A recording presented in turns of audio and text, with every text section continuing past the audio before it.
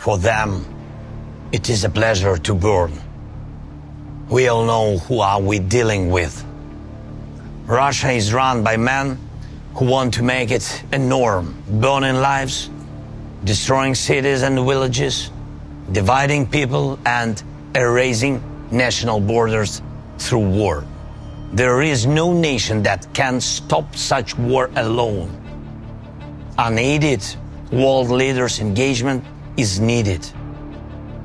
I'm now in Kharkiv, a city in the east of Ukraine, and unfortunately very close to the border on Russia. What does it mean for Kharkiv? A third year of constant terror. More than 1 million of people in this city.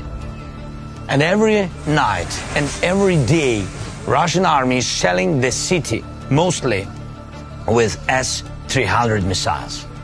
These are air defense missiles which Russia employs to terrorize the land.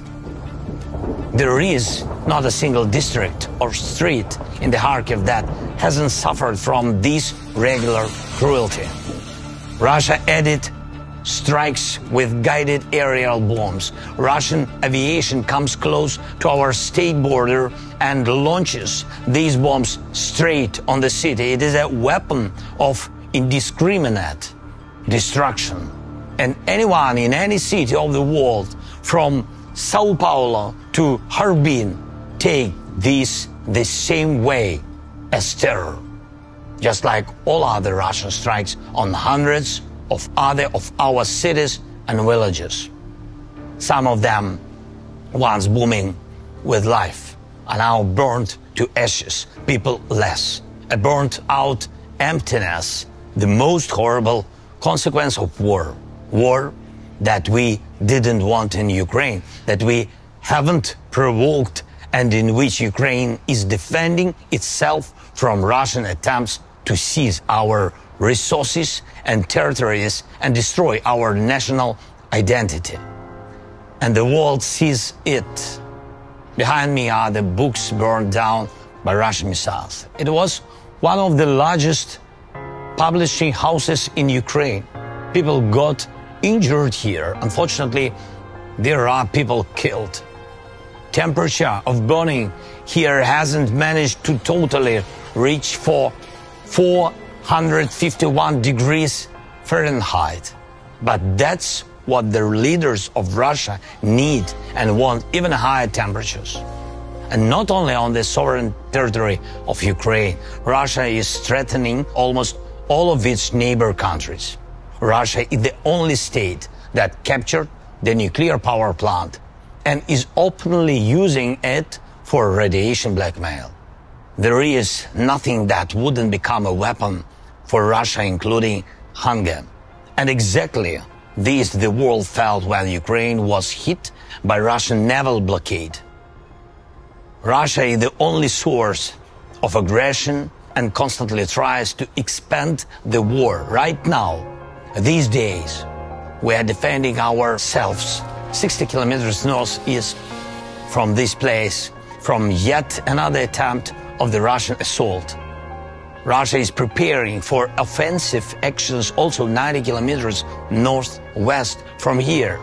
They gather another group of troops near our border. The one who does all this doesn't want peace. Does Russia want a dialogue? Ukraine had the world's largest experience of lies from Russia during negotiations. Lies that in particular was Russian cover-up for preparing this war. And that's exactly why global efforts are needed. Global Peace Summit of the leaders whom Russia will not be able to deceive. Summit that will show who in the world really wants to end the war and not just claim the ceasefire, which will inevitably be broken by Russian rockets and artillery, just like as it was dozens of times before. Together with Switzerland, we are preparing such summit.